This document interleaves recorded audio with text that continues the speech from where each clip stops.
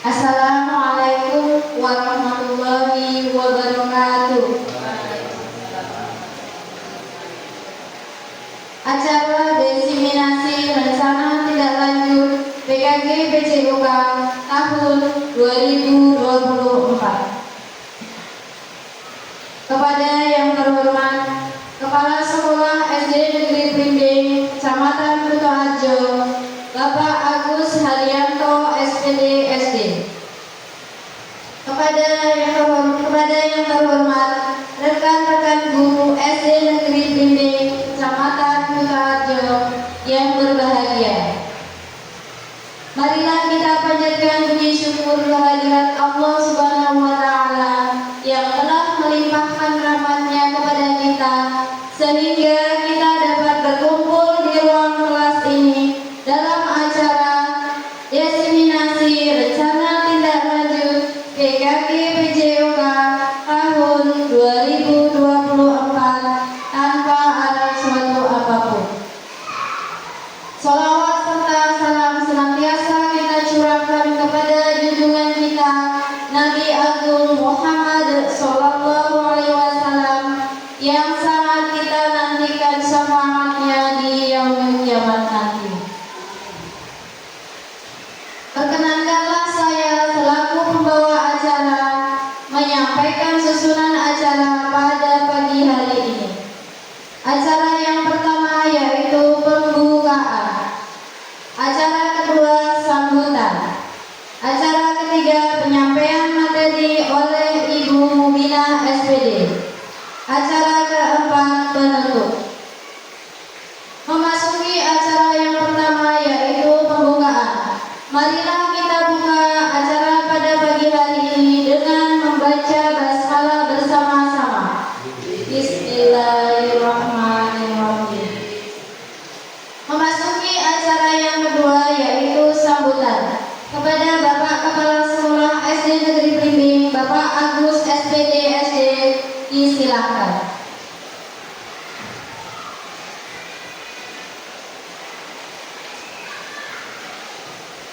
Bismillahirrahmanirrahim. Assalamualaikum warahmatullahi wabarakatuh. Alhamdulillah, wassalamu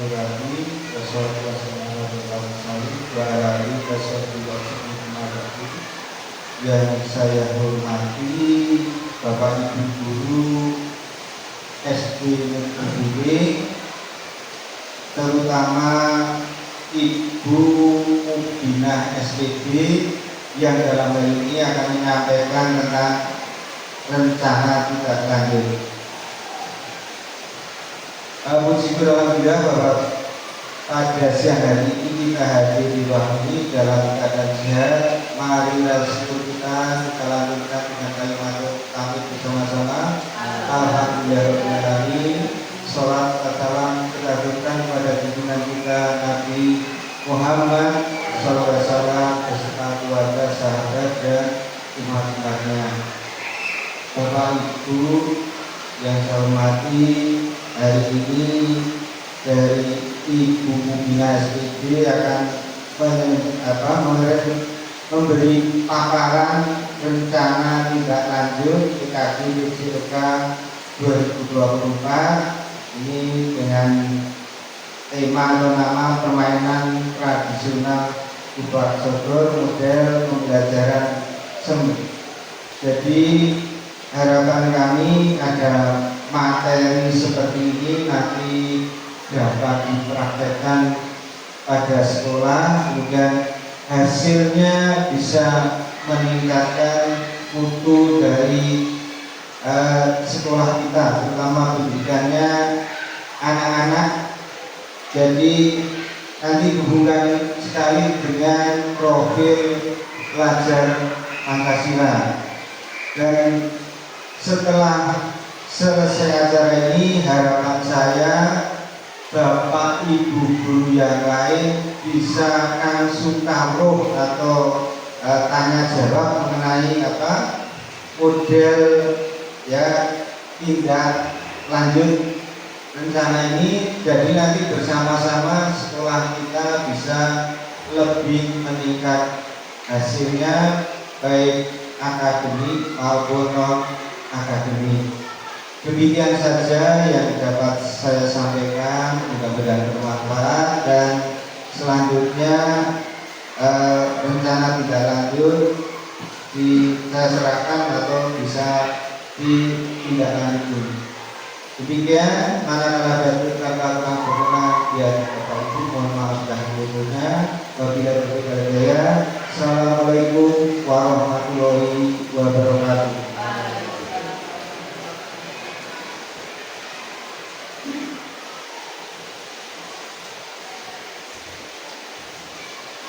Memasuki acara yang ketiga, yaitu penyampaian materi diseminasi rencana tindak lanjut PKG PJOK tahun 2024 oleh Ibu Mubina SPD. Sebelum memasuki materi penyampaian, izinkanlah saya selaku pembawa acara memohon maaf apabila ada kekurangan kesalahan dalam saya menyampaikan. Sekiranya, wassalamualaikum warahmatullahi wabarakatuh. Kepada Ibu Mubina disilahkan.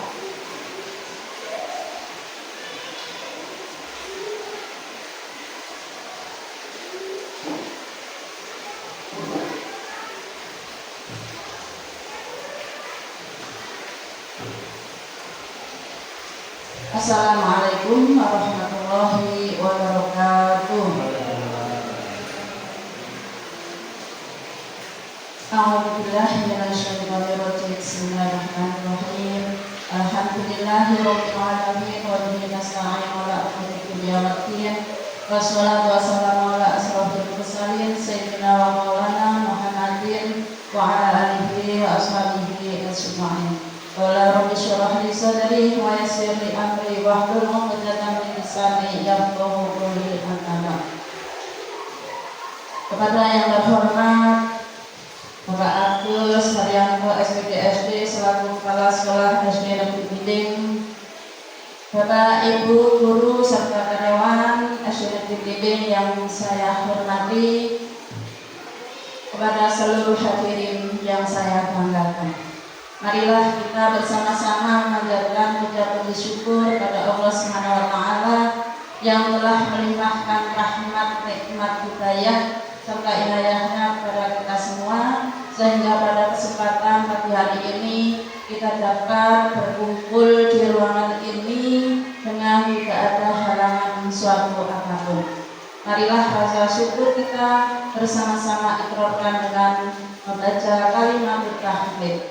Alhamdulillahirabbil alamin. Shalawat salam Allah semoga selalu tercurah kepada junjungan kita Nabi Agung Muhammad sallallahu alaihi wasallam yang selalu kita nanti-nantikan syafaatnya di hari kiamat nanti. Amin Allahumma amin.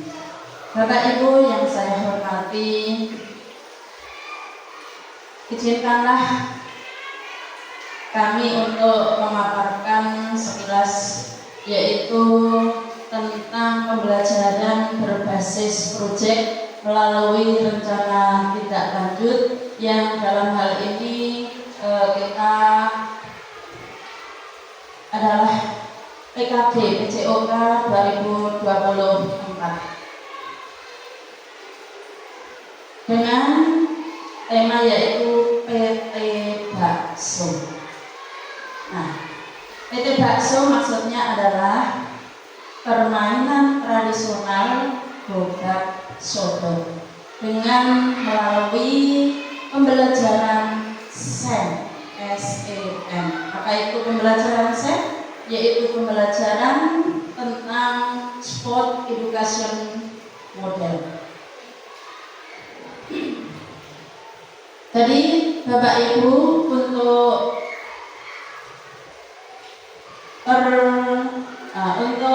selanjutnya pembelajaran SEM itu adalah pembelajaran yang berpusat pada peserta didik.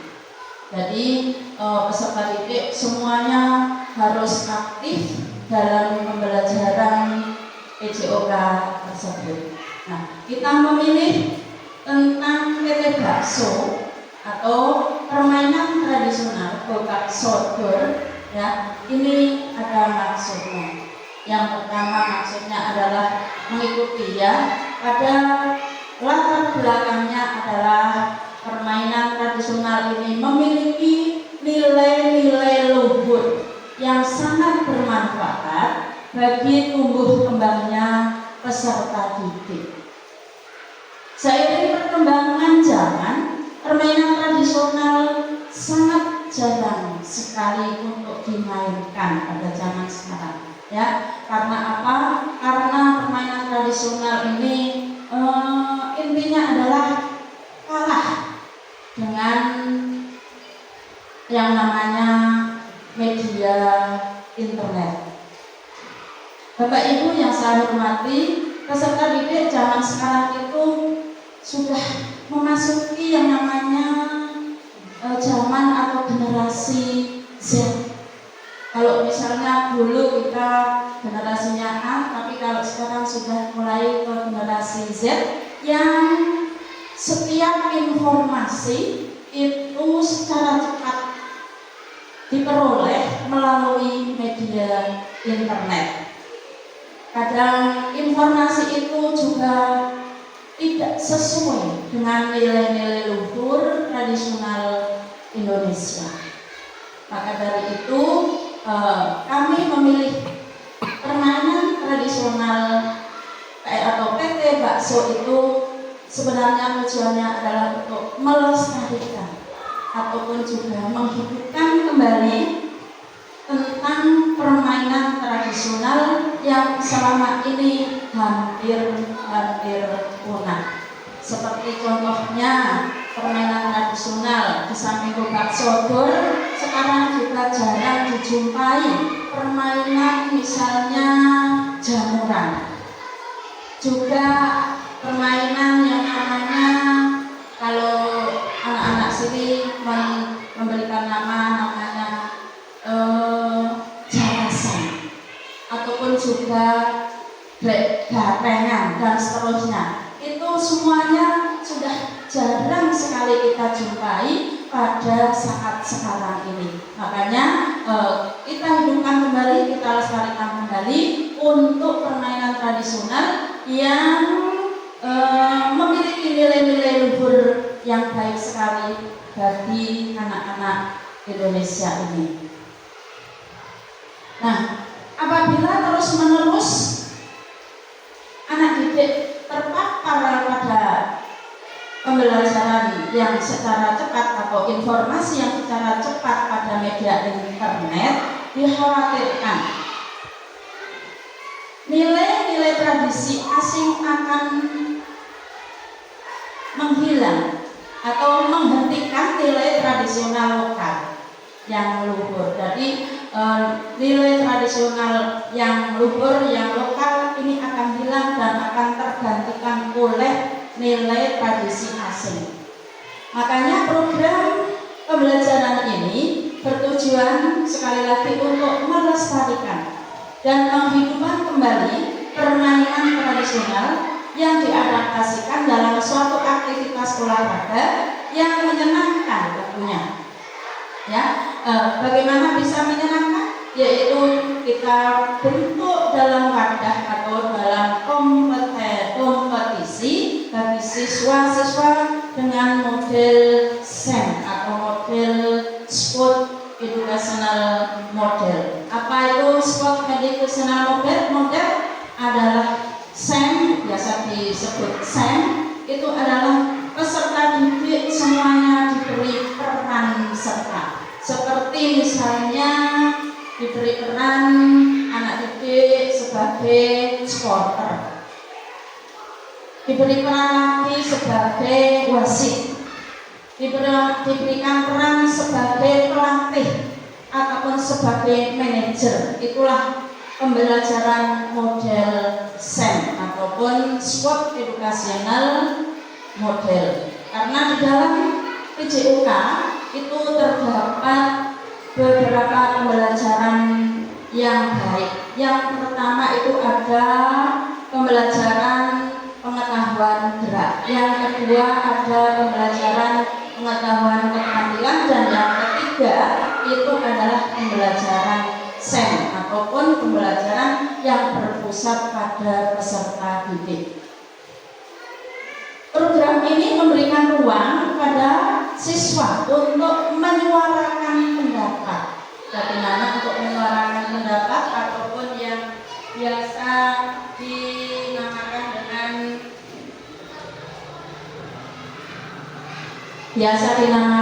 namanya adalah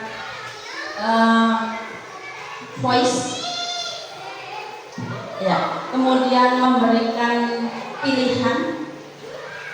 Namanya adalah ada yang tahu,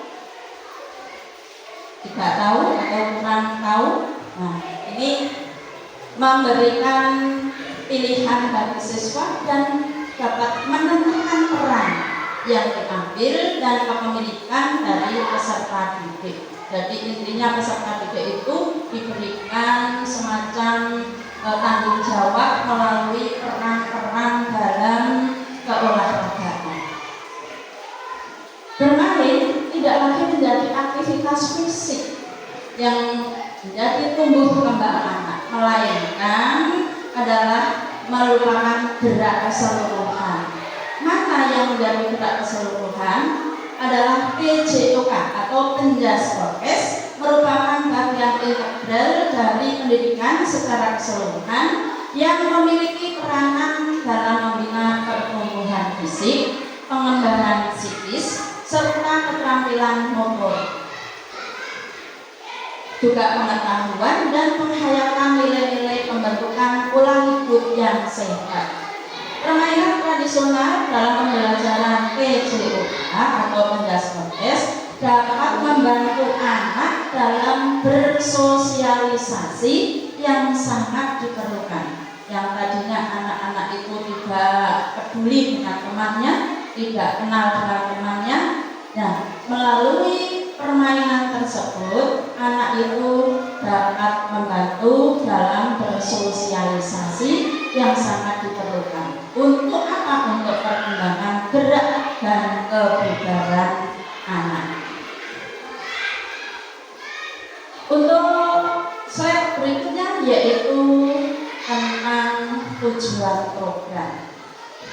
Tujuan program di sini dalam pembelajaran SEM yang pembelajaran berbasis proyek itu mempunyai tujuan yang pertama adalah melestarikan permainan tradisional Indonesia khususnya yang mulai ditinggalkan karena pengaruh globalisasi. Kalau Bapak Ibu melihat sekarang permainan tersebut sudah jarang, bahkan tidak kenal terhadap permainan tradisional. Makanya mari kita lestarikan kembali. Yang kedua adalah meningkatkan minat dan partisipasi anak dalam aktivitas fisik untuk meningkatkan kebugaran, meningkatkan minat dan partisipasi. Kalau anak sudah diberikan tanggung jawab, sudah diberikan peran, insya Allah anak tersebut akan selalu setia, akan berpartisipasi aktif dalam aktivitas fisik tersebut. Yang ketiga adalah melibatkan anak dalam mengungkapkan pendapat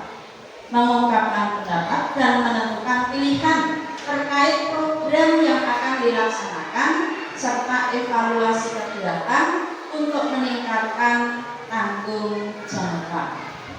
Melibatkan anak dalam mengungkapkan pendapat. Yang tadinya anak didik itu tidak mau mengungkapkan pendapat setelah diadakan SEM atau peran serta peserta didik, akhirnya anak tersebut mau dan bisa mengungkapkan pendapat dan juga menentukan pilihan terkait program yang akan dilaksanakan dan juga sangat bertanggung jawab.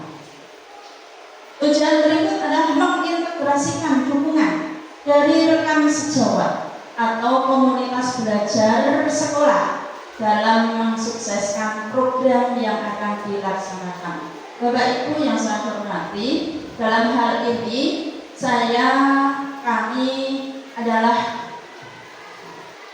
mengkolaborasikan atau mendukung atau memberikan kesempatan juga, dan saya berkolaborasi dengan teman-teman sejawat demi suksesnya program yang akan saya laksanakan. Juga dengan komunitas belajar di sekolah SD Negeri Blimbing sini. Nah, komunitas belajar sekolah itu juga ada yang meliputi bapak dan ibu guru, juga teman-teman atau rekan sejawat. Yang berikutnya tujuannya adalah untuk menumbuhkan rasa menghormati terhadap keanekaragaman budaya, karena budaya kita yang sudah jarang untuk ditampilkan, maka peserta didik harus bisa menumbuhkan rasa menghormati untuk terhadap keanekaragaman budaya. Bapak Ibu yang saya hormati, selanjutnya slide berikutnya adalah capaian atau capaian, langkah-langkah dan hasil yang diharapkan untuk pihak tujuan. Bagaimana capaian dalam pembelajaran sport education model? Yang pertama adalah peserta didik aktif berpartisipasi dalam permainan. Peserta didik itu harus aktif. Bagaimana setelah diberikan peran sebagai peserta untuk mengikuti lomba, pasti peserta didik tersebut akan berlomba-lomba, akan berpartisipasi aktif ya dalam kegiatan permainan tersebut. Yang kedua, peserta didik berperan aktif dalam menyampaikan pendapat dan mampu menjelaskan aturan permainan tradisional yang dipilih. Karena permainan tradisional yang dipilih adalah PT bakso, kemungkinan peserta didik juga aktif juga dalam memerankan sebagai peserta, sebagai penonton, sebagai wasit atau sebagai skor, pencatat skor dan lain sebagainya. Untuk berikutnya, peserta didik mampu melaksanakan peran dalam SEM dengan baik. Nah, peserta didik itu harus bisa melaksanakan perannya sesuai dengan yang dipilih dan yang dilaksanakan. Untuk berikutnya, langkah-langkah pembelajaran dalam kegiatan pembelajaran proyek melalui pembelajaran SEM. Yang pertama adalah merancang dan melaksanakan kegiatan sesuai dengan minat dan kemampuan siswa. Yang kedua, melakukan koordinasi yang baik dengan pengurus KBS, yaitu komunitas belajar sekolah, dan mitra lain seperti wali siswa dan komite sekolah. Jadi kita harus ada koordinasi yang baik melalui pengurus KBS serta wali siswa dan komite sekolah. Langkah yang berikutnya adalah mengoptimalkan aset yang dimiliki sekolah untuk keberhasilan program. Bapak Ibu yang saya hormati, sekolah kita itu memiliki aset yang tidak sedikit tapi banyak.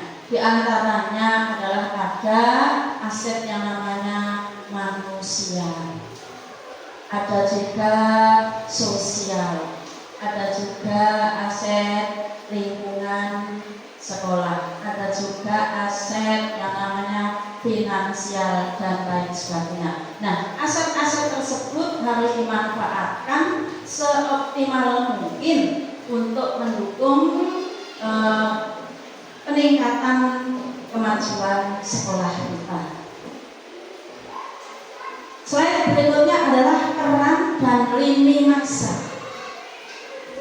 Bagaimana peran dan lini masa pada pembelajaran SEM? Yang pertama adalah sosialisasi dengan kepala sekolah. Termasuk hari ini kita juga sudah sosialisasi kepada kepala sekolah, juga guru kelas. Nah, guru kelas dan peserta didik. Nah, untuk guru kelas ini juga sebagai KBS atau KBS kemampuan belajar sekolah. Yang berikut adalah komunitas belajar sekolah. Yang berikut yang kedua adalah peserta didik menjadi panitia.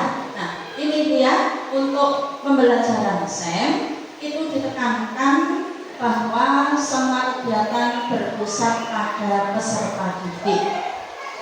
Di sini peserta didik menjadi panitia, peserta atau pemain, scorer, wasit, dan pencatat skor, juga mungkin ada pencatat waktu. Berikut adalah peserta didik itu bisa menjadi manajer, pelatih, dan peran lainnya. Yang berikutnya, peserta didik juga membuat infografis poster atau membuat poster demi untuk menunjang kelancarannya pembelajaran permainan tersebut, juga membuat flyer kegiatan. Yang berikut adalah membuat jadwal kegiatan atau pertandingan. Kapan akan dimainkan pertandingan tersebut, jam berapa, hari apa, bulan apa, detailnya adalah dalam pembuatan tersebut. Hasil yang diharapkan pada program pembelajaran berbasis proyek yang melalui pembelajaran SEM ini, hasil yang diharapkan adalah program yang dibuat dapat terlaksana dengan baik, mengakomodir suara, pilihan, dan kepemilikan siswa, serta siswa mampu melaksanakan program yang dipilih secara optimal. Nah, ini hasil yang diharapkan demi untuk meningkatkan tujuan pembelajaran di sekolah. Next, slide berikutnya adalah struktur program dan mitra dalam komunitas belajar sekolah. Bagaimana struktur programnya, dengan siapa kita melakukan tersebut. Yang pertama, program yang dibuat ini merupakan kegiatan co-kurikuler. Karena di dalam sekolah ada 3 jenis kegiatan. Kalau tidak salah ada kegiatan intrakurikuler, co-kurikuler, dan ekstrakurikuler. Nah, dalam struktur program ini, program yang dibuat adalah merupakan program yang co-kurikuler yang dilaksanakan untuk penguatan, pendalaman, dan atau pengayaan pada materi yang didapat melalui kegiatan permainan tradisional bakso. Yang kedua, peserta didik yang terlibat adalah peserta didik kelas 5 dan kelas 6 atau fasenya adalah fase C. Berikut adalah kepala sekolah sebagai penanggung jawab. Mitranya yaitu dengan KBS atau komunitas belajar sekolah, dan guru kelas dengan koordinator pada masing-masing kepanitiaan, termasuk juga dengan wali siswa ataupun juga dengan komite sekolah. Bapak Ibu yang saya hormati, untuk pelaksanaan kegiatan ini dilaksanakan pada akhir semester sekitar tanggal 17 sampai 19 Desember 2024 dengan model pembelajaran yaitu SEM atau Sport Educational Model. Untuk slide berikutnya yaitu tentang kapasitas yang dimiliki sekolah. Apa saja kapasitas yang dimiliki sekolah? Di antaranya adalah ada modal manusia. Siapa saja yang termasuk dalam modal manusia? Ada kepala sekolah, ada guru, ada peserta didik, wali murid, dan komite sekolah. Ini harus dimanfaatkan sedemikian rupa atau seoptimal mungkin sehingga bisa menjadikan sekolah kita lebih baik lagi. Yang kedua adalah modal fisik. Sekolah kita punya fisik yang lumayan bagus, juga ada sarana dan prasarana yang meliputi. Ini di samping pembelajaran keolahragaan juga ada meliputi speaker, ada mikrofon, ada juga pon, ada juga lapangan yang kurang lebih 50 meter jaraknya dengan sekolah kita, juga bisa dengan menggunakan halaman. Ini semuanya dioptimalkan penggunaannya.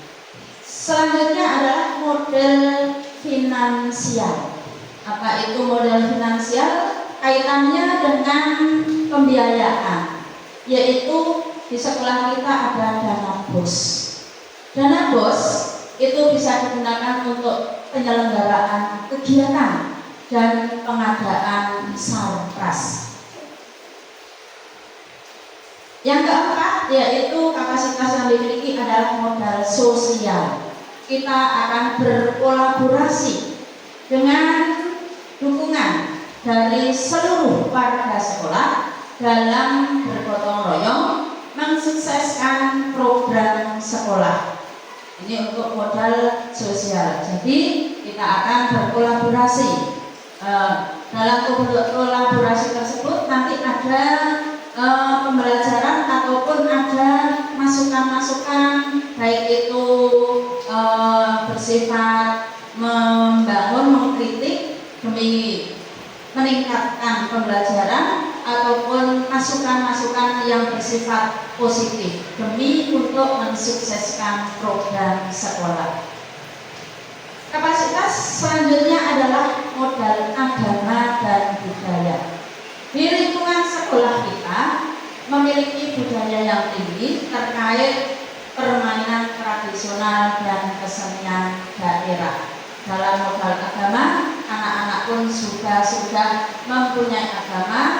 Malah di sini ada agama Nasrani yang selalu mendukung tentang peningkatan sekolah, juga agama Islam juga sudah tidak dikhawatirkan lagi. Berikutnya untuk slide selanjutnya adalah rencana evaluasi.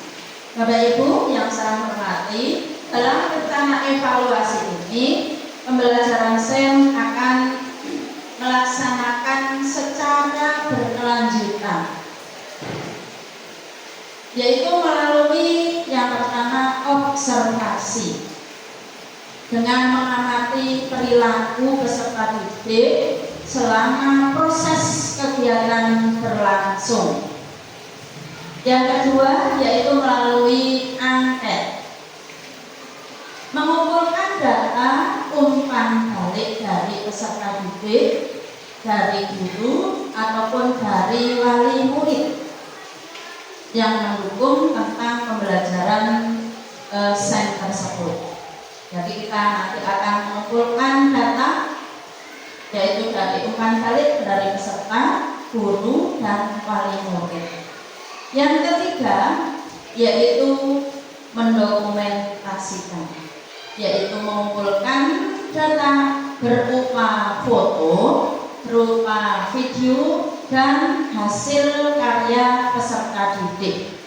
Nah, jadi untuk rencana evaluasi kita selalu berkolaborasi dengan KBS. belajar sekolah. Bapak Ibu yang saya hormati, slide berikut adalah kemungkinan tantangan. Apa sih itu kemungkinan tantangan? Dalam pembelajaran set, karena pembelajarannya adalah di luar kelas, maka tantangan-tantangan itu selalu ada. Yang pertama biasanya cuaca yang tidak menentu. Kemudian juga faktor waktu.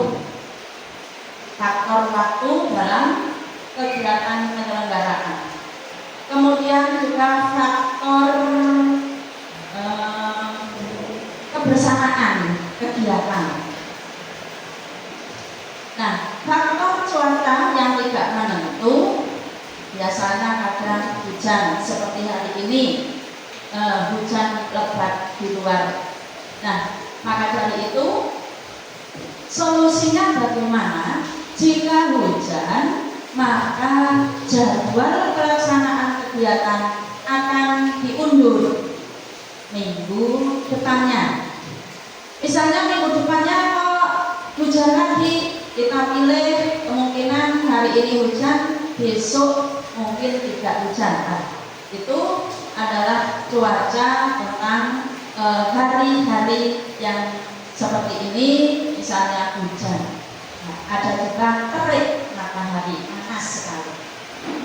Yang kedua yaitu faktor waktu. Keterbatasan waktu dalam penyelenggaraan kegiatan itu biasanya ditentukan berapa menit atau berapa jam. Nah, bagaimana solusinya adalah dengan mengoptimalkan waktu yang ada dengan melaksanakan persiapan-persiapan yang matang. Jadi kalau waktunya 1 jam ya tidak boleh molor dan tidak boleh intinya kurang dari setengah jam dan sebagainya. Itu untuk faktor waktu. Faktor yang lain yaitu kemungkinan akan waktu kegiatan yang bersamaan dengan kegiatan-kegiatan kedinasan lainnya. Bagaimana solusinya? Adalah melakukan koordinasi dan kerjasama dengan yang baik dengan KBS agar program tetap berjalan ketika ada salah seorang guru yang mendapat tugas dinas. Jadi kalau misalnya ada guru yang bertugas mendapatkan tugas ke dinas, maka kita akan berkolaborasi dengan KBS. Bagaimana baiknya, bagaimana solusinya akan kita temukan di situ. Yang berikutnya adalah memotivasi dan minat peserta didik yang berbeda-beda. Bagaimana caranya? Solusinya adalah memberikan penguatan dan motivasi kepada peserta didik. Seperti halnya jika terjadi pertandingan atau perlombaan, salah satu tim yang kalah biasanya akan intinya kurang semangat, dan tim yang menang akan lebih bersemangat. Maka dari itu kita sebagai fasilitator, sebagai motivator harus bisa memberikan solusinya dengan memberikan penguatan dan motivasi yang lebih baik kepada peserta didik. Kemudian juga bisa memberikan apresiasi.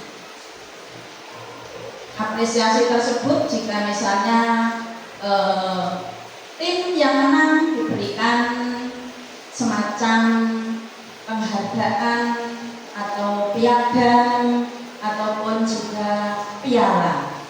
Untuk apa? Untuk menambah semangat ataupun untuk menambah penguatan dan motivasi anak didik kita supaya ke depan lebih aktif lagi dalam kegiatan perlombaan ataupun pertandingan tersebut.